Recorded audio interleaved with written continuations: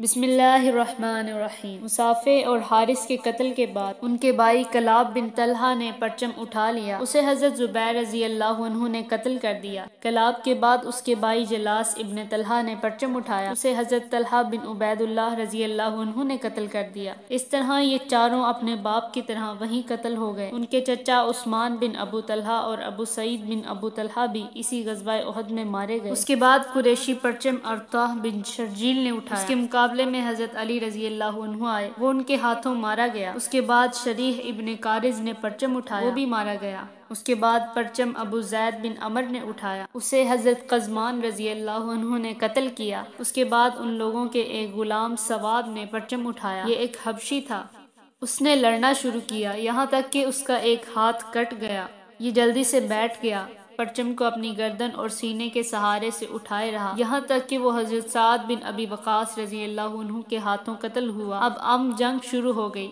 دونوں لشکر ایک دوسرے پر پوری قوت سے حملہ آور ہوئے۔ اس جنگ کے شروع میں ہی مشرکوں کے گھڑ سوار دستے نے 3 مرتبہ اسلامی لشکر پر حملہ کیا، مگر حضور صلی اللہ علیہ وآلہ وسلم نے پہاڑی کے اوپر تیر اندازوں کا جو دستہ مقرر فرمایا تھا، وہ ہر مرتبہ تیروں کی باڑ مار کر اس دستے کو پیچھے ہٹنے پر مجبور کر دیتا تھا۔ مشرکین تینوں مرتبہ بدحواسی کے عالم میں پیچھے ہٹنے پر مجبور ہوئے۔ اس کے بعد مسلمانوں نے مشرکوں پر بھرپور حملہ کیا۔ یہ حملہ اس قدر شدید تھا کہ مشرکوں کی طاقت کو زبردست نقصان پہنچا۔ اس وقت لڑائی پورے زوروں پر تھی۔ مشرکوں کی عورتوں میں ہندہ بھی تھی، یہ ابو سفیان کی بیوی تھی، اس وقت تک یہ اسلام نہ لائی تھی اور مسلمانوں کی سخت ترین دشمن اور بہت تند مزاج تھی۔ انہوں نے اپنے ہاتھوں میں دف لے لیے، ان کے ساتھ دوسری عورتیں بھی اٹھیں، انہوں نے بھی دف لے لیے۔ اب سب مل کر دف بجانے لگی اور گیت گانے لگی۔ یہ قدم انہوں نے اپنے مردوں کو جوش دلانے کے لیے اٹھایا۔ ادھر حضور صلی اللہ علیہ وآلہ وسلم نے ابو دجانہ رضی اللہ عنہ کو جو تلوار عطا فرمائی تھی، انہوں نے اس کا حق ادا کر دیا۔ حضرت زبیر بن عوام رضی اللہ عنہ فرماتے ہیں کہ جب آپ صلی اللہ علیہ وآلہ وسلم نے اعلان فرمایا تھا کہ اس تلوار کا حق کون ادا کرے گا، تو میرے 3 مرتبہ تلوار مانگنے کے باوجود آپ نے وہ تلوار مجھے مرحمت نہ فرمائی، حالانکہ میں آپ کا پھوپھیزاد تھا۔ پھر آپ صلی اللہ علیہ وآلہ وسلم نے تلوار ابو دجانہ کو دے دی، تو میں نے دل میں کہا دیکھتا ہوں کہ یہ تلوار کا حق کیسے ادا کرتے ہیں۔ اس کے بعد میں نے ان کا پیچھا کیا اور سائے کی طرح ان کے ساتھ لگا رہا۔ میں نے دیکھا انہوں نے اپنے موزے میں سے ایک سرخ رنگ کی پٹی نکالی، اس پٹی پر ایک طرف لکھا تھا اللہ کی مدد اور فتح قریب ہے، دوسری طرف لکھا تھا جنگ میں بزدلی شرم کی بات ہے، جو میدان سے بھاگا وہ جہنم کی آگ سے نہیں بچ سکتا۔ یہ پٹی نکال کر انہوں نے اپنے سر پر باندھ لی۔ انصاری مسلمانوں نے جب یہ دیکھا تو وہ بول اٹھے ابو دجانہ نے موت کی پٹی باندھ لی ہے۔ انصاریوں میں یہ بات مشہور تھی کہ حضرت ابو دجانہ رضی اللہ عنہ جب بھی یہ پٹی سر پر باندھ لیتے ہیں تو پھر دشمنوں پر اس طرح ٹوٹتے ہیں کہ کوئی ان کے مقابلے پر ٹک نہیں سکتا۔ چنانچہ اس پٹی کے باندھنے کے بعد انہوں نے انتہائی خوفناک انداز میں جنگ شروع کر دی۔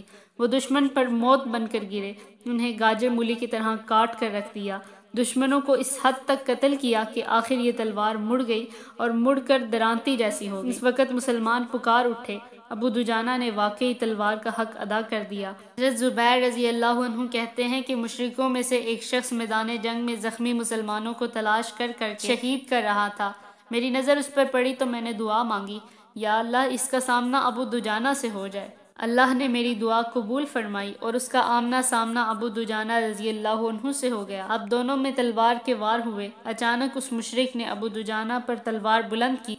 مشرک کے اس وار کو ابو دجانہ رضی اللہ عنہ نے اپنی چمڑے کی ڈھال پر روکا، مشرک کی تلوار ان کی ڈھال میں پھنس گئی، بس اسی موقع سے فائدہ اٹھاتے ہوئے ابو دجانہ رضی اللہ عنہ نے فوراً اپنی تلوار سے اس کا کام تمام کر دیا۔ حضرت سعد بن ابی وقاص رضی اللہ عنہ فرماتے ہیں کہ پھر ایک موقع پر میں نے ابو دجانہ کو وہی تلوار ہند بنت عتبہ کو قتل کرنے کے لیے بلند کرتے دیکھا، لیکن پھر انہوں نے اس عورت کو قتل نہ کیا۔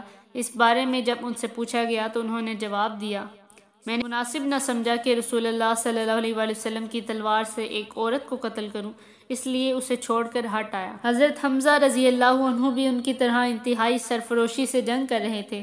اس روز حضرت حمزہ رضی اللہ عنہ بیک وقت 2 تلواروں سے لڑ رہے تھے، یعنی ان کے دونوں ہاتھوں میں تلواریں تھیں اور لڑتے ہوئے وہ کہتے جا رہے تھے میں اللہ کا شیر ہوں۔ ایسے میں صبا بن عبد العزہ ان کے سامنے آ گیا، انہوں نے اسے للکارا، پھر تیزی سے اس کی طرف بڑھے اور اس کے سر پر پہنچ کر تلوار کا وار کیا۔ صبا فوراً ہی ڈھیر ہو گیا حضرت حمزہ رضی اللہ عنہ اس روز اس قدر دلیری سے لڑے کہ ان کے ہاتھ سے 31 مشرک مارے گئے۔ صبا کو قتل کرنے کے بعد وہ اس کی زرہ اتارنے کے لیے جھکے۔ اس وقت حضرت وحشی کی نظر ان پر پڑی جو اس وقت مشرکین کے لشکر میں شامل تھے۔ جھکنے کی وجہ سے حمزہ رضی اللہ عنہ کی زرہ پیٹ میں سے سرک گئی۔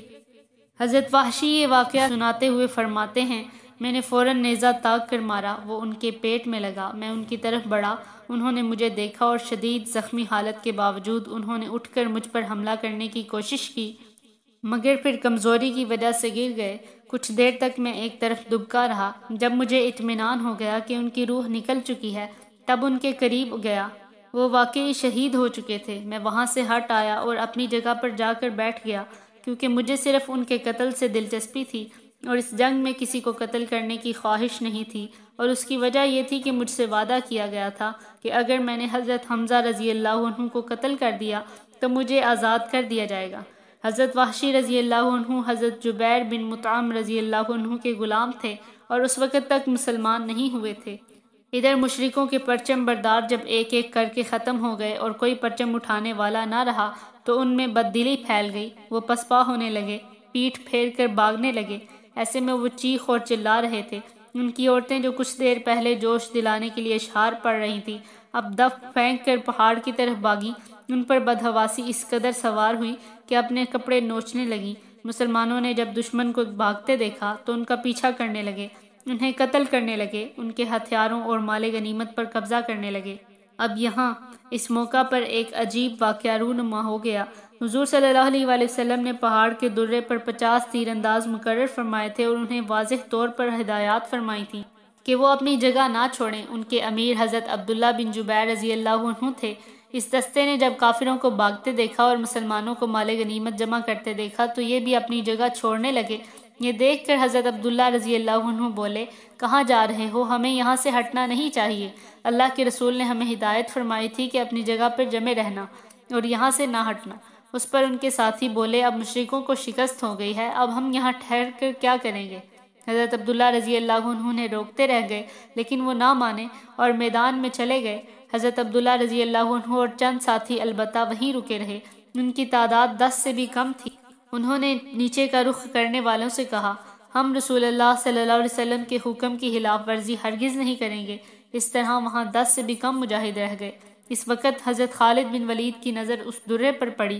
یہ کافروں کے ایک دستے کے سالار تھے اور لشکر کے دائیں بازو پر مقرر تھے۔ شکست کے بعد یہ اس طرف سے پسپا ہو رہے تھے کہ درے پر نظر پڑی۔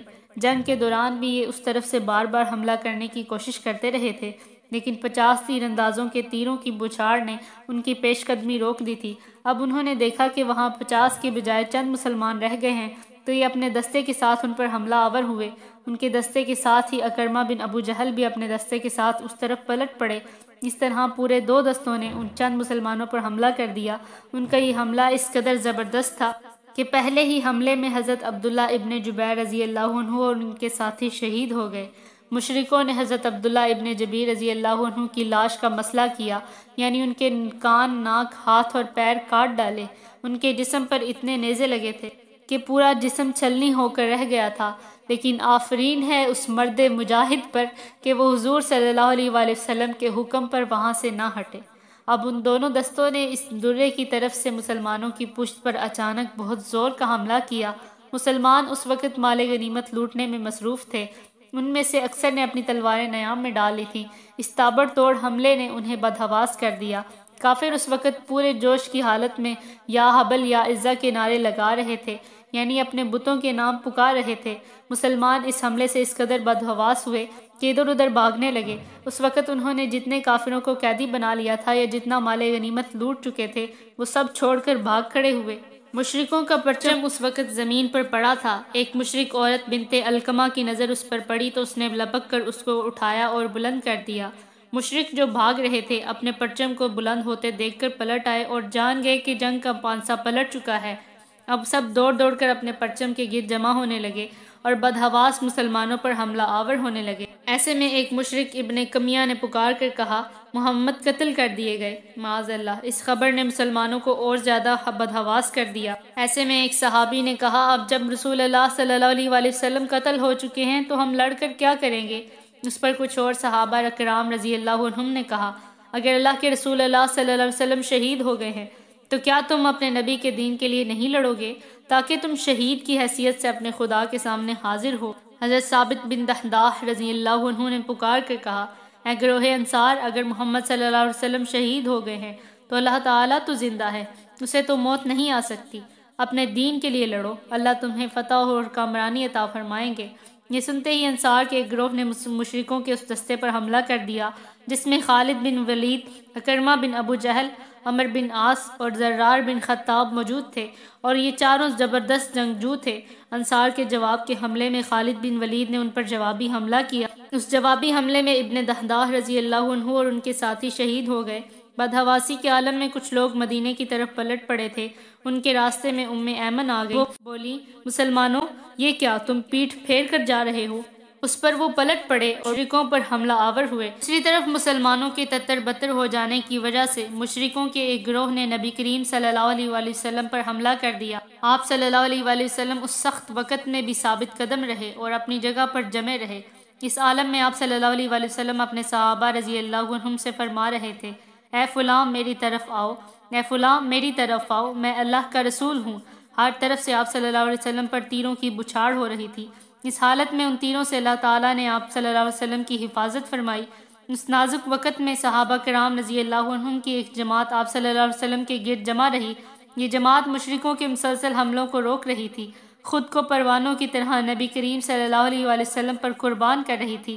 ان میں حضرت ابو طلحہ رضی اللہ عنہ بھی تھے۔ وہ دشمن کے وار اپنی ڈھال پر روک رہے تھے۔ وہ بہت اچھے تیر انداز تھے، نشانہ بہت پختہ تھا، چنانچہ دشمنوں پر مسلسل تیر بھی چلا رہے تھے اور کہتے جاتے تھے میری جان آپ پر فدا ہو جائے، میرا چہرہ آپ کے لیے ڈھال بن جائے۔ نبی کریم صلی اللہ علیہ وآلہ وسلم کو کسی مسلمان کے ترکش میں تیر نظر آتے تو اس سے فرماتے اپنا ترکش ابو طلحہ کے سامنے الٹ دو۔ حضرت ابو طلحہ رضی اللہ عنہ نے اس روز اس قدر تیر اندازی کی کہ ان کے ہاتھ سے 3 کمانیں ٹوٹ گئی۔ حضور صلی اللہ علیہ وآلہ وسلم دشمن کو دیکھنے کے لیے سر اوپر کو کرتے تو حضرت ابو طلحہ رضی اللہ عنہ پکار اٹھتے اے اللہ کے رسول، آپ اپنا سر اوپر نہ کریں، کہیں کوئی تیر آپ کو نہ لگ جائے۔ پھر خود پنجوں کے بل حضور صلی اللہ علیہ وآلہ وسلم کے بالکل سامنے آ جاتے تاکہ حضور صلی اللہ علیہ وسلم محفوظ رہیں، کوئی تیر لگے تو مجھے لگے۔